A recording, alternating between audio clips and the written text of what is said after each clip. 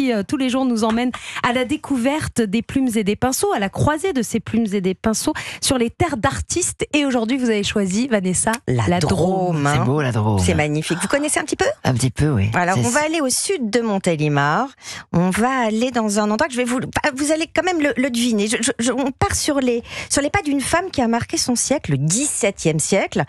C'était un peu le siècle de la perruque, là. Je pense qu'il n'y avait pas de problème de calvitie. On aurait fait un petit carton, à mon avis, dans le business de la perruque pour vous, pour un nouveau film.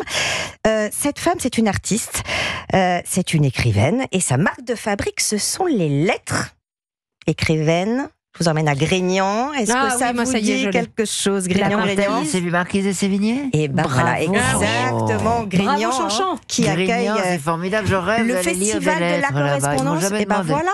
Et ben voilà, le message est lancé aussi. Voilà, donc un rôle à contre-emploi. Plus des lectures. Alors, donc, la marquise de Sévigné, donc, vous allez voir, c'est un des plus beaux villages de France aussi.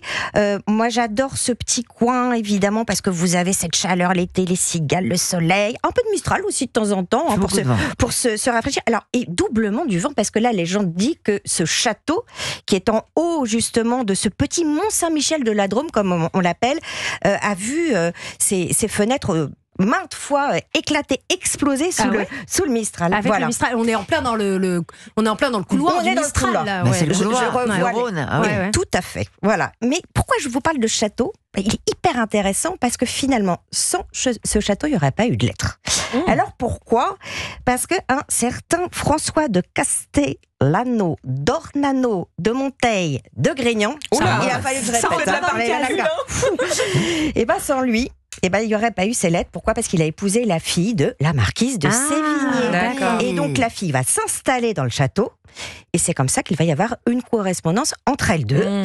Et on n'aurait donc jamais eu ces fameuses lettres de Madame de Sévigné qu'on a étudiées à l'école. Voilà, pour notre plaisir ou pas. Fille, en fait, elle écrivait à sa fille. C'est pour ça. Si je comprends bien, la marquise de Sévigné va aller voir sa fille à Grignan. Alors elle va lui écrire évidemment à Paris. Et puis elle va quand même aller la voir à Grignan.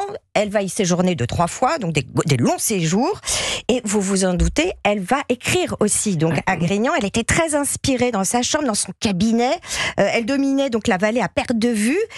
Et moi, ce que j'aime bien, c'est quand vous allez dans le château, vous voyez donc la même vue qu'elle avait. Et puis vous voyez ce petit sentier qu'elle empruntait.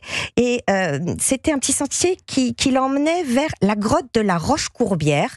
Elle l'adorait cet endroit parce que c'était un petit puits de fraîcheur, de verdure. Donc allez-y cet été, ça va vous faire du bien. Elle venait écrire, peindre, pique-niquer. Alors il faut savoir que c'était une bonne vivante et c'était une belle gourmande aussi, cette marquise de Sévigné. C'était un peu une critique gastronomique, un peu comme notre Olivier Pouls avant l'heure. Et elle fait d'ailleurs référence à des recettes, à des produits dans sa correspondance. Vous êtes ou pas gourmande, vous, Chantal ? Bien sûr. Alors pas végane, ça on le sait, parce on avait bien compris dans un spectacle. Très gourmande, donc on voit parfait. Et là en ce moment, c'est quoi la gourmandise là, en plein été là, on est sur quoi ? J'aime bien manger. Aujourd'hui, avant de venir, j'ai fait un lapin. Ah oui, un lapin. Tôt le matin, Tôt le matin, pour mon mari, parce qu'il est tout seul.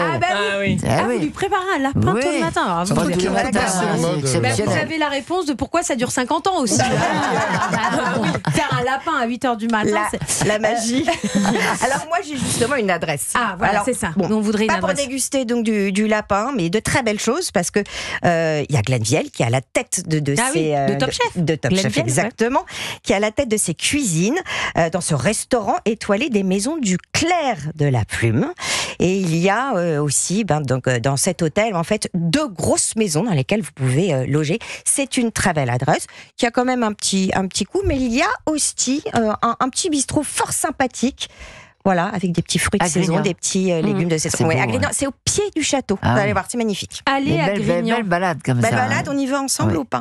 Allez, go. Allez, c'est parti. Culturelle et gourmande. Voilà. C'est bien ça, quand on mange des bonnes choses et en même temps on nourrit son esprit aussi. C'est formidable. C'est magnifique. Merci beaucoup Vanessa pour cette balade à Grignan.